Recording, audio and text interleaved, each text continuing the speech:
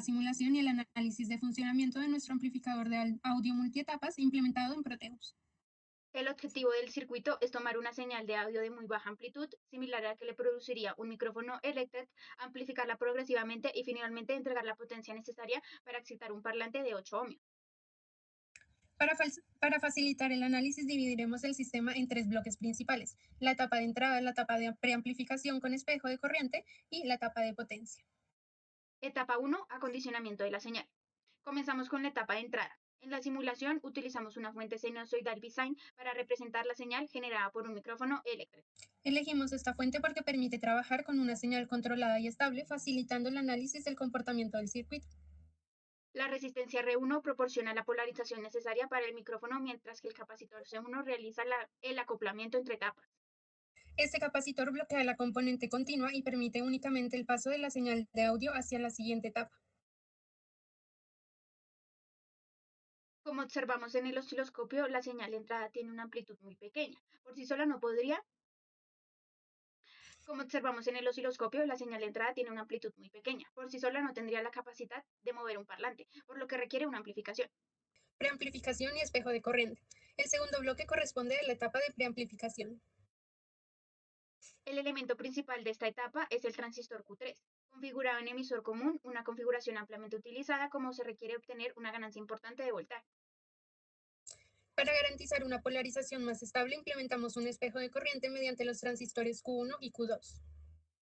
El espejo de corriente proporciona una corriente de referencia que ayuda a mantener un punto de operación adecuado para el transistor amplificado. Además, el capacitor de bypass conectado al emisor mejora la respuesta de la etapa para señales alternas, incrementando la ganancia sin alterar significativamente la polarización en corriente continua. Al comparar la señal de entrada con la señal obtenida en el colector de Q3, observamos un aumento considerable de amplitud. También podemos verificar una característica fundamental del emisor común: la inversión de fase. Esto significa que cuando la señal de entrada aumenta, la de la salida disminuye, generando un desfase cercano a 180 grados entre ambas señales. Este comportamiento coincide con la teoría estudiada para esta configuración de transistor. Etapa 3. Potencia y adaptación a la carga. Una vez amplificada la señal de voltaje, esta se dirige hacia la etapa de potencia. Una pregunta importante es por qué no conectamos directamente el parlante a la salida del preamplificador. La razón es que el parlante presenta una impedancia baja y requiere una corriente considerable para funcionar correctamente. Si conectáramos el parlante directamente al preamplificador, este se vería sobrecargado y no podría suministrar la corriente necesaria.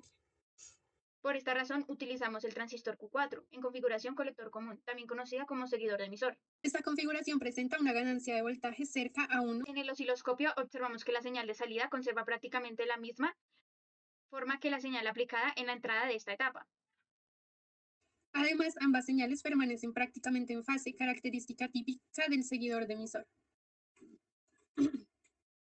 Esta configuración presenta una ganancia de voltaje cerca a 1, pero posee una elevada capacidad para entregar la corriente a la carga. En el osciloscopio observamos que la señal de salida conserva prácticamente la misma forma que la señal aplicada a la entrada de esta etapa.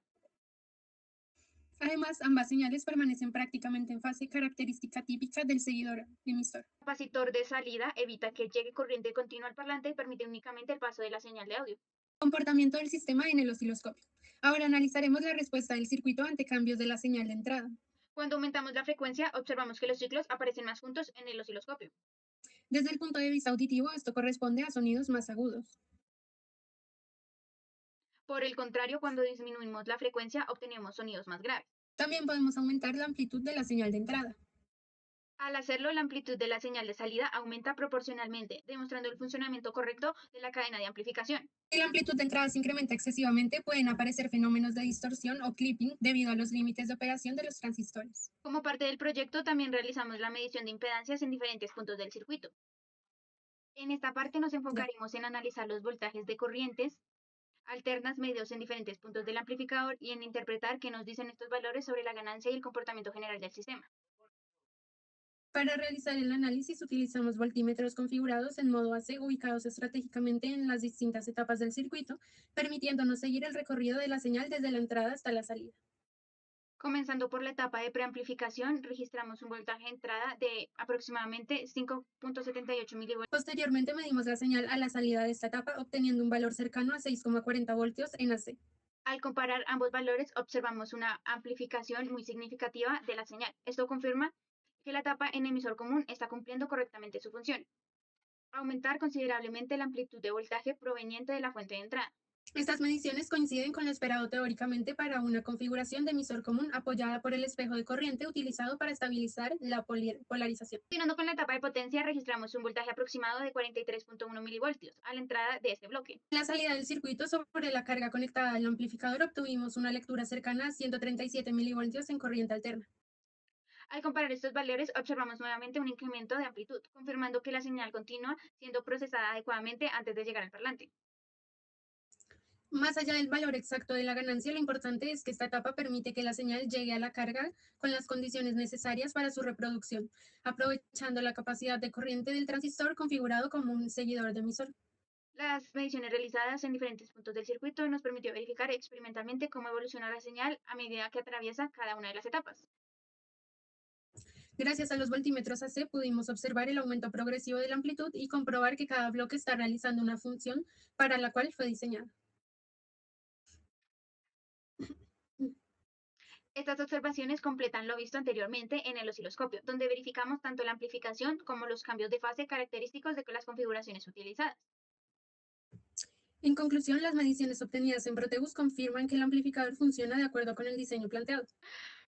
La etapa de preamplificación incrementa significativamente la amplitud de la señal de entrada, mientras que la etapa de potencia permite entregar la señal de manera adecuada a la carga. De esta forma validamos experimentalmente el comportamiento del circuito completo y comprobamos que cumple con los objetivos propuestos para el proyecto.